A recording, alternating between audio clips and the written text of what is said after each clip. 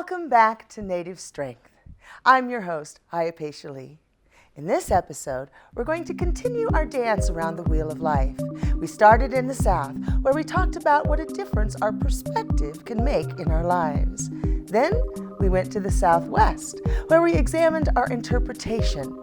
Now we're ready for the West, where we can use intuition to see the future. This starts with having a thorough understanding of where we stand in life. Sometimes the past, present, and future become confused in our minds, and we're preoccupied with what's happened in the past, or frequently give in to worry about the future. We forget to live in the present. This leaves us at the mercy of others and circumstances beyond our control, and not in charge of our own destiny. We become confused and feel like we're in the dark. We blame life and others for our reality rather than creating new realities.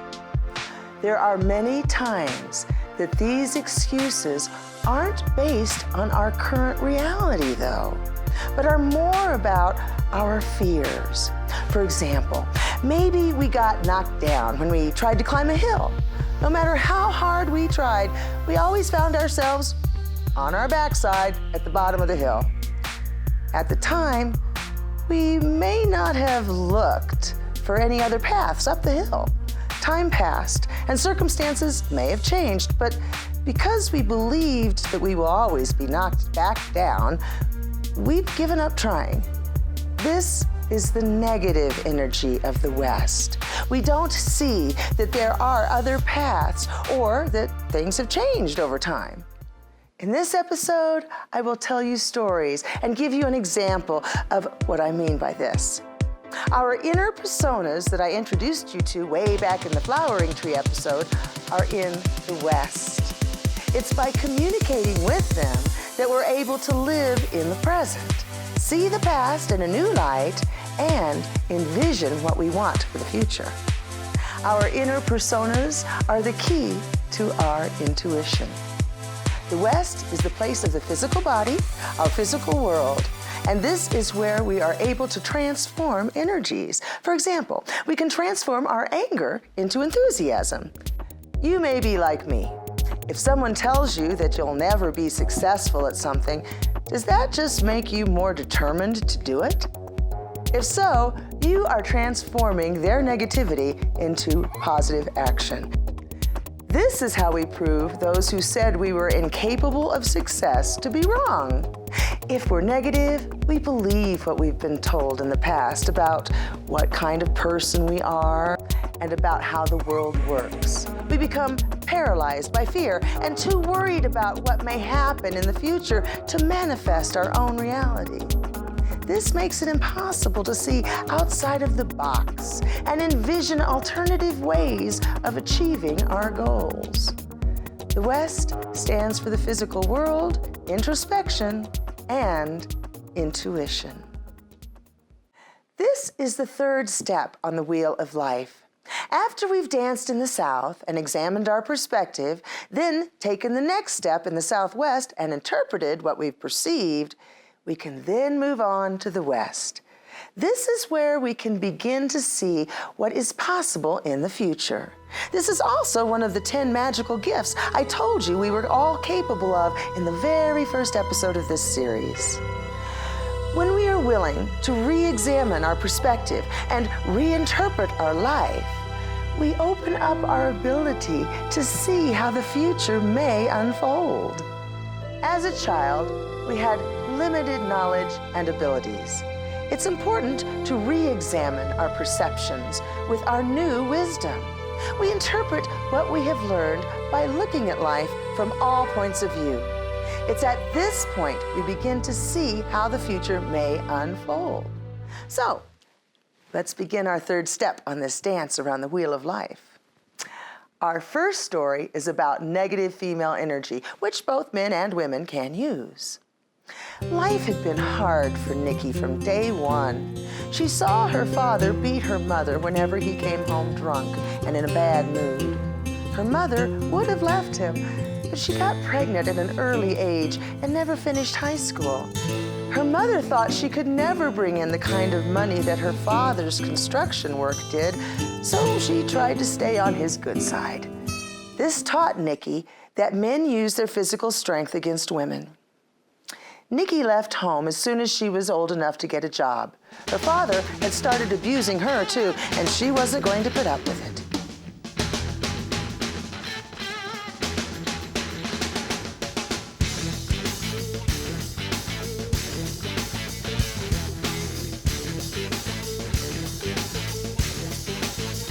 She was young and uneducated though, so the only job that she could get was working at a convenience store. She didn't feel safe working nights, so usually she had the day shift. The worst part of her job was her boss, who kept hitting on her. She kept telling him that she had a boyfriend and that she was busy, but he kept pushing. Since Nikki had seen her father use his strength to subjugate her mother, she expected the same thing from her manager. Nikki told herself that if he forced himself on her, she would grab the baseball bat under the counter and let him have it. But deep inside, she wondered if she really had the guts. There was a customer who came in almost every day on his lunch break. He was good-looking and seemed to like Nikki a lot. Eventually, he asked her out, and she accepted. He took her to a chain restaurant, and they were able to have a real conversation for the first time. He ordered dinner for the both of them, and she learned that he was fairly well off by her family's standards. His father had given him some money to start a business, and it was going pretty well. Nikki thought he was a bit full of himself. He never asked anything about her, but spent the entire evening talking about him and all of his accomplishments. Since Nikki was used to men being physically abusive and forceful, one who was only verbally pushy didn't seem too bad at all. He had a charm about him. Time went by, and Nikki and the customer went out more. They were becoming very close by the time the manager made his blatant move on Nikki. She told her new boyfriend about it, and he suggested that she quit her job at the convenience store and work for him. Nikki was glad to have a better job and a much safer environment, and she enjoyed the perks that being a boss's girlfriend can bring. When she got pregnant, they decided that she would stay home with the baby after they were wed. Years passed.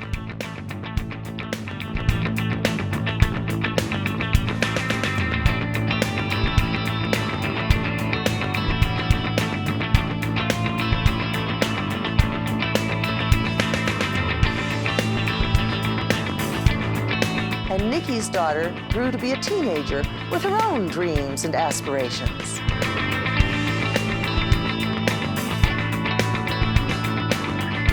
Nikki tried to explain that dreams don't always come true. She remembered how men had a way of intimidating her and her mother and didn't want her daughter to suffer. But Nikki's daughter didn't understand that her mother was just trying to save her from heartache.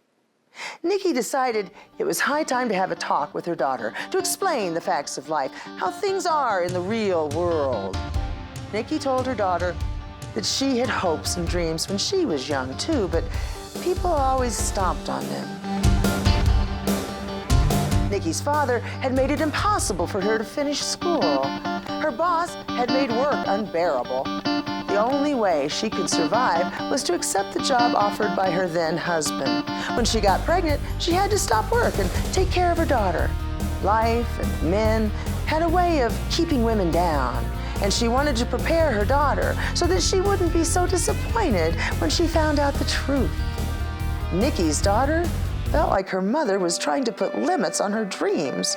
Her mom wasn't the cheerleader she had hoped she would be. Instead, she made her feel like she had to settle for a life that she really didn't want. None of the things that Nikki experienced had been true for her daughter.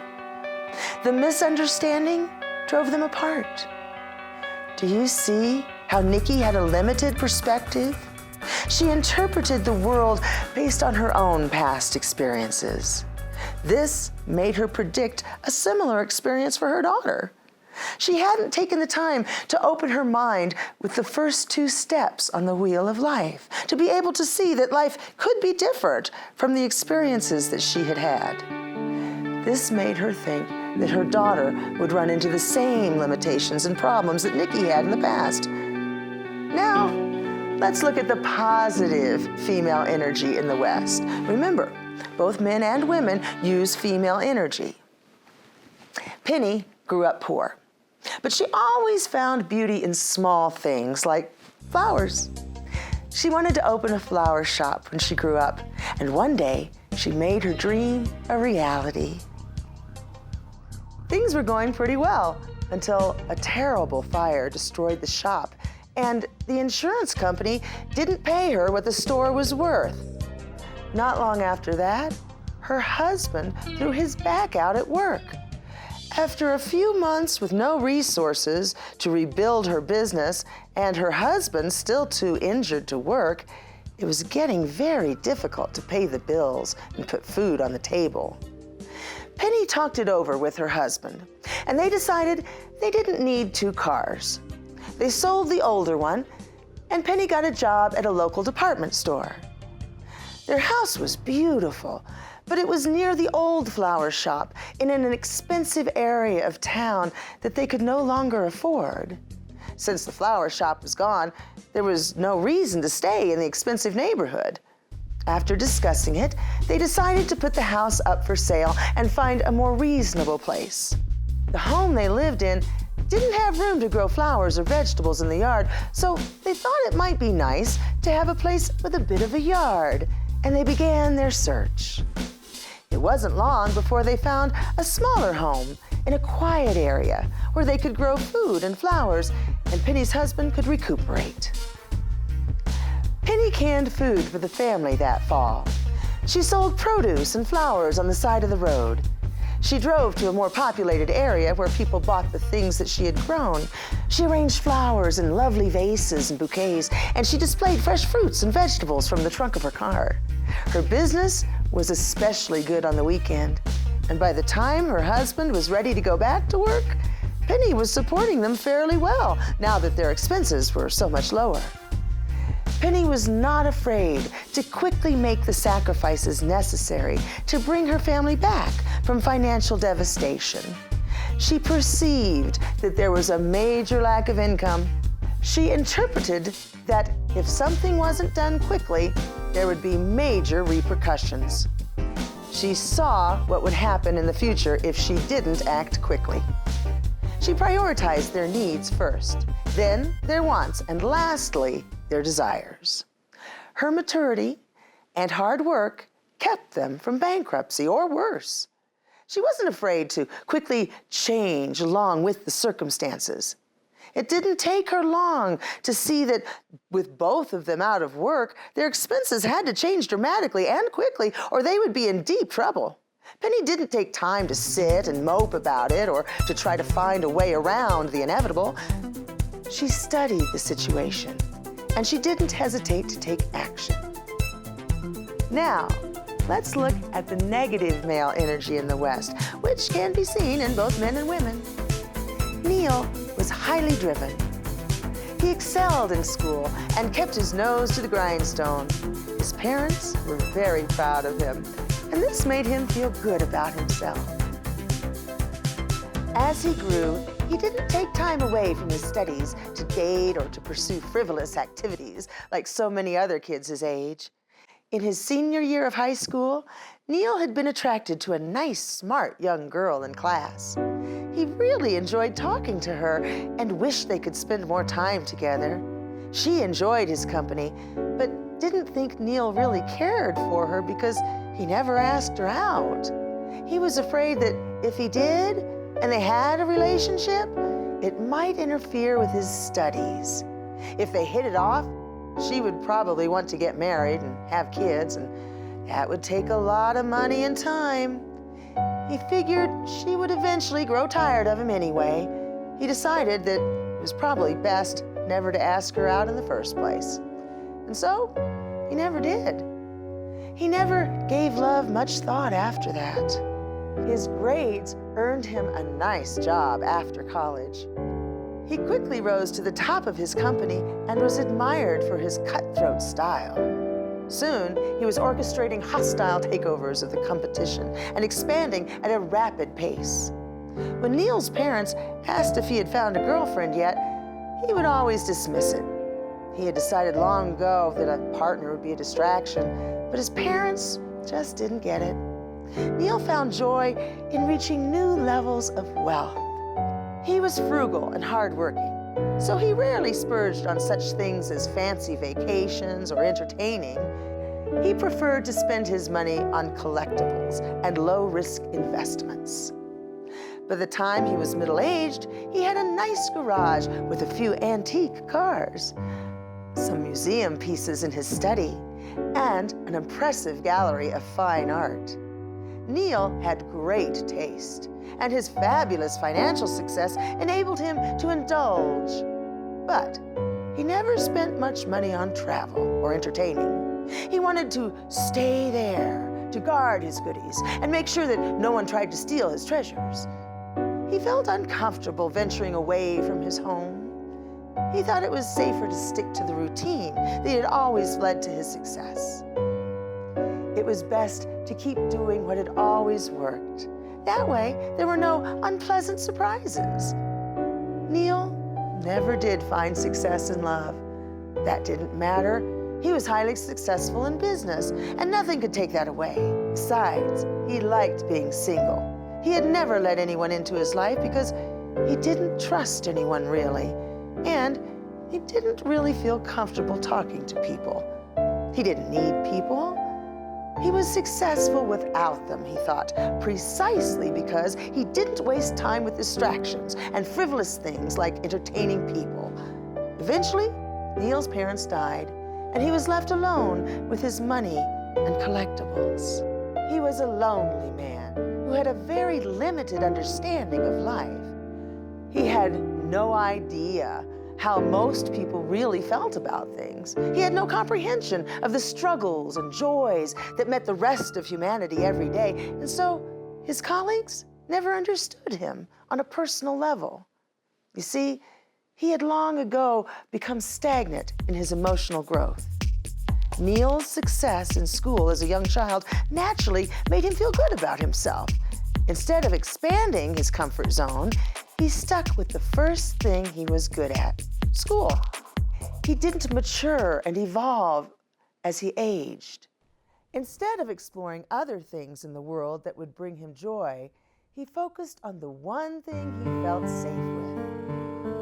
This evolved into a successful business and a lucrative career, but it was the only thing that brought him joy in life. He sacrificed exploring other things that might have brought him happiness to protect the spoils of his labor. Neil was not willing to try new things, expand his point of view, and explore the rest of the world. And so he died lonely and with a very limited experience of life. Now, let's look at the positive male energy in the rest. Harry grew up in the woods. He learned to care for injured birds and deer when he was a young boy. He loved feeding the animals and providing for them in the winter. As he grew, his connection to nature became even stronger, and he found a wonderful woman who had just finished veterinary school to share his life with. Together, they began a life in the country, where his wife could help local farmers care for their livestock. As time went on, they got a nice horse of their own. One day, there was a forest fire. It started small, and all the volunteer firemen and women worked tirelessly to contain it, including Perry. But the winds picked up, and it spread beyond what they could handle. Despite the help from surrounding communities, several houses and barns had been destroyed before it was done.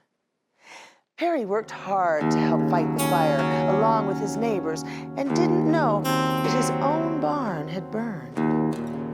When he came home exhausted after working on the fire lines for days on end, it was late at night and he couldn't see that the barn was gone. He came through the door and found his wife crying at the kitchen table.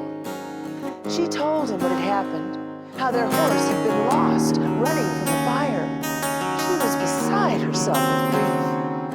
Perry was on his last legs in a hard battle with the fire, but he pulled himself together, held her in his arms, and told her it would be okay.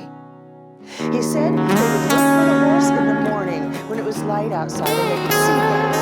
He assured her that they would rebuild the barn and find the horse, and they slept in each other's arms. They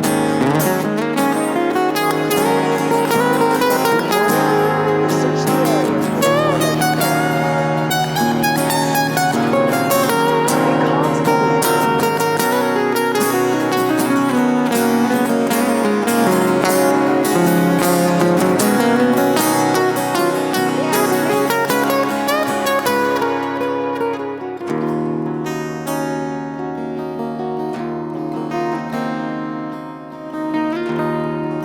They stopped cars on the road, but no one had seen the horse. Perry's wife was distraught. Again, he put her needs ahead of his own and comforted her as they continued to search. As the sun was taking its last rays of light away from the day, a silhouette appeared on the horizon. It was their beloved horse, but the barn was gone. Where would she stay? His wife wanted to stay outside with her to make sure that she didn't run off, but this meant that she would have to stay awake all night long. Perry knew how much the horse meant to her. She needed the horse to be safe after having lost the barn and thinking that the horse was gone forever.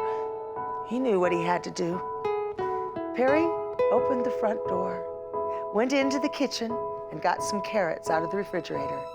Then he put the stopper in the kitchen sink, turned on the tap, and began to fill it with water. He went outside and coaxed the horse into the kitchen, and she spent the night there, drinking out of the sink. The mess she made was worth it, to see the tears of joy on his wife's face. They spent the night sleeping with the horse in the kitchen. It was one of the most memorable and romantic nights of his life. Do you see how Perry wasn't afraid to actively do many heroic things? He fought the fire. He comforted his wife several times when he was exhausted. And he put the needs of his horse and his wife above his own desires. He could see what would happen if he didn't do something to change the course of events, and he didn't hesitate to do what needed to be done. This is how we can see the future and prepare for it. Once we can see the situation from all points of view, we can interpret it, how the events of the past caused the present situation. We can use this information to predict the future. This is intuition, an educated guess as to what will happen next, based on the first two steps of the wheel. The future has many branches. Positive Penny and Perry studied, evaluated, and envisioned the future they wanted. Negative Neil and Nikki only saw the world from a limited perspective of their own personal experiences.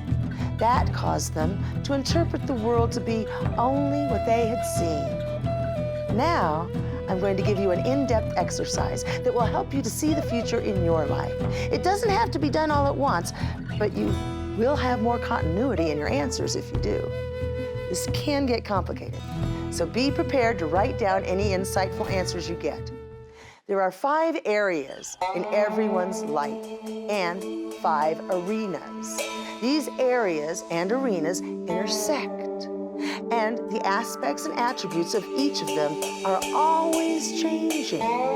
If you're fully aware of your perceptions and interpretations of these areas and arenas, you will be successful in predicting your future.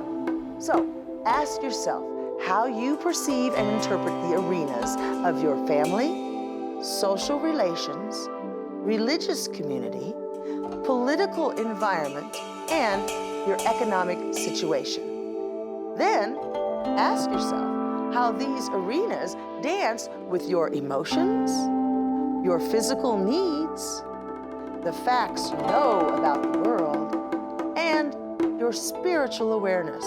And don't forget to add your creativity.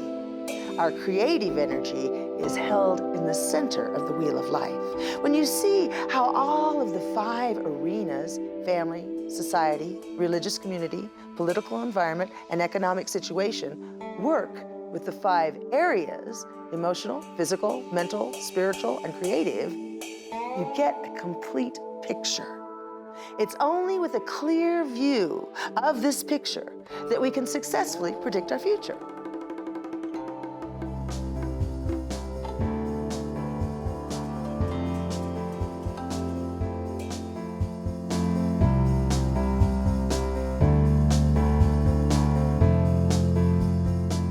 I predict that you should join us for our next episode, where we will move to the Northwest for a discussion on the importance of planning. We'll show you how to make sure you're using positive male and female energy when planning your life. Most people aren't aware of how they subconsciously make plans that affect their future. But since you've been watching Native Strength, you're ready to examine the Northwest. I'm Hyapatia. Join us next time for this eye-opening episode.